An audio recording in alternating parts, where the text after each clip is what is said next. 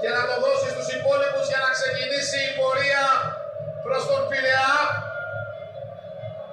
Οι πληροφορίες λένε ότι ο Ολυμπιακός αμέσως μετά από εδώ θα πάει στο Δημοτικό Θέατρο Πειραιά, στο κέντρο του Πειραιά, για να πανηγυρίσει αυτό το τρόπαιο.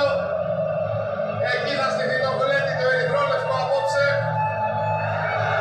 Ο Ολυμπιακός πρωταθλητής Ευρώπης 2025-2026. Σε ελληνικό ουρανό σηκώνεται αυτό το τρόπαιο. Σε ελληνικό ουρανό το σήκωσαν οι ερυθρόλευκοι. Και στον έβδομο ουρανό ανεβάζουν τους φίλους τους σε όλη την Ελλάδα και εκτός αυτής.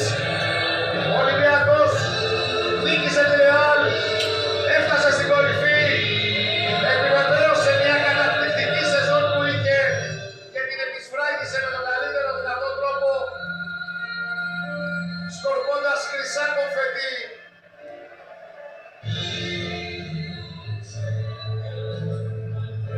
Τέταρτος ευρωπαϊκός τίτλος για την ελληνική ομάδα. Μετά τη Ρώμη, την Κωνσταντινούπολη και το Λονδίνο, θα προσθεθεί και η Αθήνα στην ευρωπαϊκή ιστορία αυτού του συλλόγου.